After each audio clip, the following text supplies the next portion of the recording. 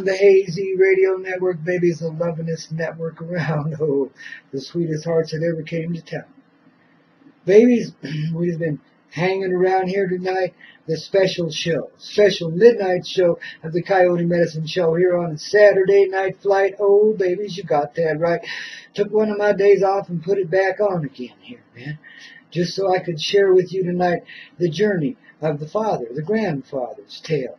And we've done that. And essentially, babies, now it's time to, take the next step. But let's just review for those that are just tuning in, babies. Yeah.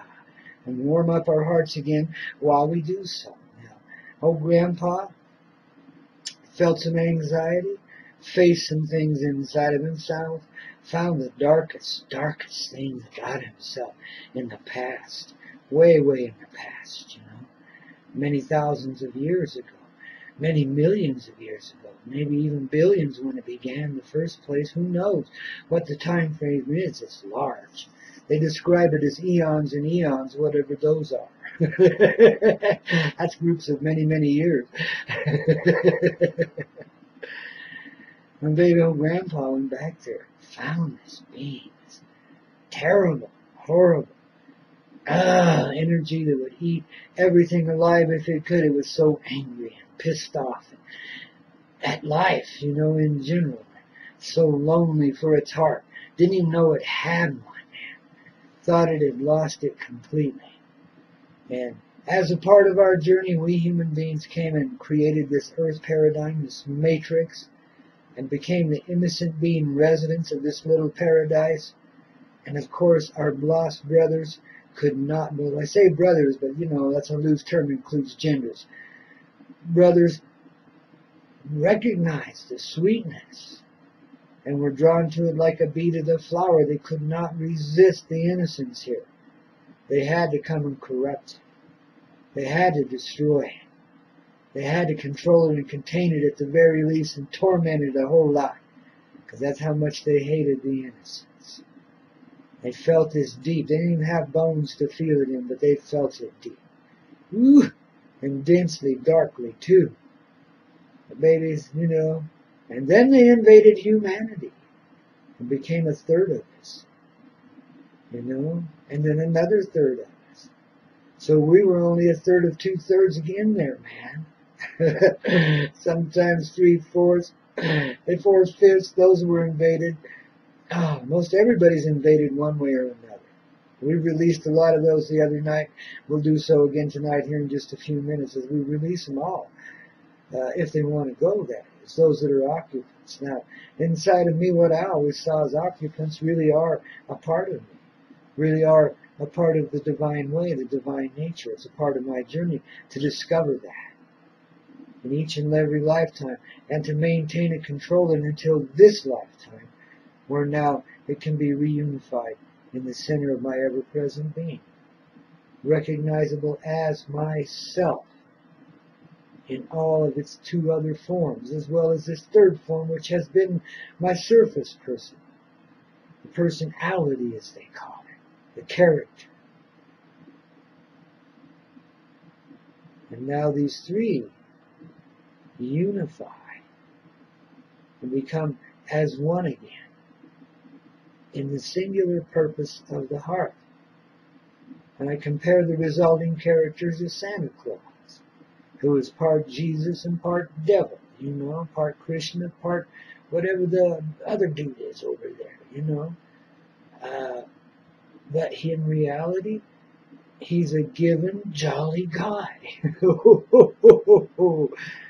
He cares about kids, and he takes care of them at least once a year. I think he'll make rounds more often these days and deliver far better presents, But he's an admirable character, and he's innocent, and he's pure, even though he wears a cloth of red, the blood of the dead, the blood of the innocent that's been shed in the past again and again and again. And he wears it like a jolly uniform, surrounded by the purity of white. What makes it all innocent and pure? He wears black boots to contrast against the snow. Again, the darkness against the white. against the light. The amazing contrast of it. It's a reminder of our past, a reminder of who we are, and also of our grounding with the existential earth as well as the organic. They both exist, you know, and they're here within us and beneath us, under our feet, as well as above us and beyond us too. Fill us and surround us with ever-present light, ever-present love. We are this earth. We are the stars and the moon, the sky, the sun, each and every one. And none is above another, none is below another. All are held in equity in the Great Mother's heart, who is the spirit and the inspiration behind us all. And the Father is but a servant unto that heart indeed. But he does so out of his own sense of purpose and consciousness, and carries forward in purity what he sees, what he receives from that heart, and acts upon it in her favor always. For such is the nature of the character that I am, the old Santa Claus, the dude, the good dude, indeed. And that's what I've always been and always will be, you know. And I can see this in my darkest moments, my meanest places. Some of the cruelty that comes up in childhood, just unbelievable. But again, a containment of an energy far stronger than I ever felt I would be. And somehow we maintain it and carry it all these years, some 60-odd years, to this point in time, where it could finally be uncorrupted, brought back to its presence, brought back to its real heart, brought back to its sense of divinity. What it always craved has always been within it. It never lost it. It was an illusion. Love cannot be lost.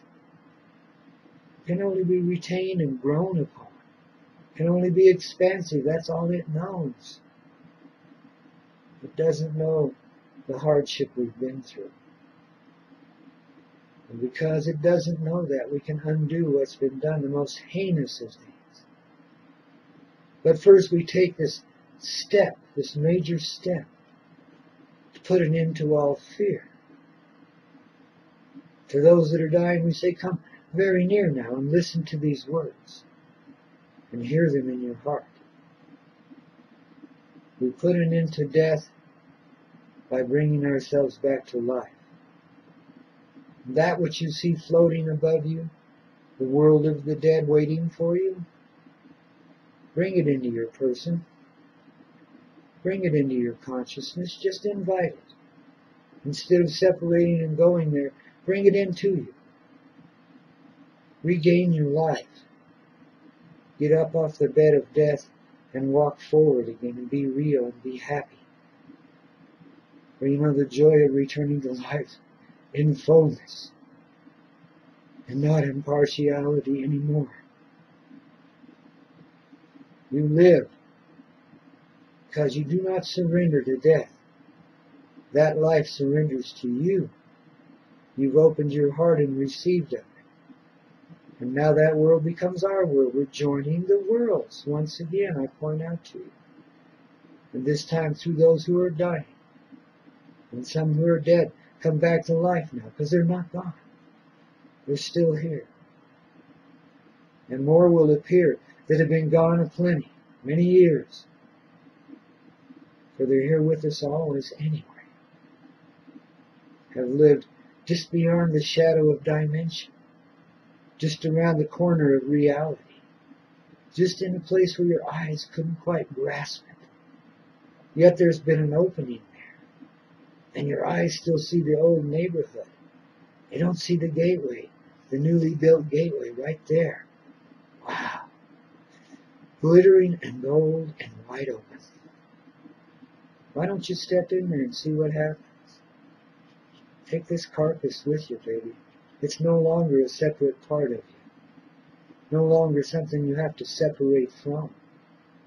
It's a vessel you operate from for the rest of forever. And as you step through that golden gate, you receive your ascendancy. the enlightened body. The body of the Christed beings, those who live in harmony forever. That's your ascension. That's your reality. That's your truth. That's the end of all fear, darlings. If you don't have to be afraid of dying, what do you got to be afraid of? Living? Well, that's your problem. Deal with it now from the heart. Yeah. Don't be afraid of being alive. It's a lot more comfortable than death, believe me. A lot more. So through your crown chakra now returns the energy of life to all who are receiving of it now in this present moment. Whether they're tuning in or not here to this radio show makes little difference. If your heart's here, the reality's here joining with you. And in your ever-present self, you are putting an end to the conception of death. It does not live within you any longer. It is no longer a part of you because you have rejoined with the life you would have died to. It comes into you as a whole and present person and helps to unify those parts of your presence which have felt in separateness from one another, and gathers these energies in harmony and completeness, and brings the body back to a state of wholeness, and begins its graduation into the light body as it receives its diploma, that's a metaphor, and steps forward into the light, the great daylight, to become the enlightened beings that we are, and to live and employ and enjoy in our paradise for a good time to come, and to serve in expansion of this great love, this new reality which begins in the organic and rises forward from the heart of the Mother Earth into all of creation. Through the aspect of her children, the baby gods of love, who have persevered through the worst of times to find the best of times, and their ultimate reward, which is life everlasting in truthful harmony, the greatest peace, the greatest party ever invented, in the face of any planet, anywhere on the face, under the sun, wherever. This is the party of many, many lifetimes. We have every reason to be alive in it, to be high and happy and joyful. And to let these aspects of cruelty that have lived in us so long, these aspects of fear, find peace within us now, as they rejoin in the fullness of the texture of the center heart, and become a part of the greater whole. Characters can be assimilated in this way, and this way you become whole. You assimilate all parts into the singularity of the one consciousness, the one heart, pure in love, pure in light. Truth is all that lives here. The illusion of darkness and death dissolves in the great light of love, and the passion it arises in us for living. You see, we felt kind of dead for a long time, even though we've been living, and we really had to work at it to get feelings. Won't have to so much anymore. They come kind of naturally now, as you are reawakened inside and find the wholeness of your person and begin to feel a real, ever-present, glowing light coming forward from inside of you.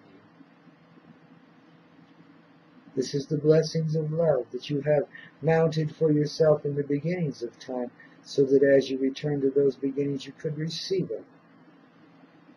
And babies, here you are, on a silver platter, the dream of every lifetime. Liberation from death, from slavery, disharmony, stupidity, angst, death, death, death, fear, fear, fear. All of it, no longer finding a home here. The reason being should be very clear. We live in the heart. We are not absent from it anymore. We are joined in gainful harmony with every part of our person in our ever-present being. And so it is, and so it will be forevermore. A singular being, a beautiful heart, blessed by angels, graced by great spirits, appreciated by all. Humans, you are royalty. You are the kings and queens, the princes and princesses of the universe. You are honored thoroughly for your service here, for the heart has achieved greatness here, has found its way beyond the monotony of continual love. Now, babies, what an experience. What a great ripening of the heart to have it stretched so far from itself, and to have it then reunite. Holy cow. I think I'll go chew my cud for a while, right here on the Coyote Medicine Show, only on the Hazy Radio Network. Wow, babies, we're getting there. You're getting there. We're there. Wow. Keep it flowing. Keep it flowing, babies. Keep it flowing.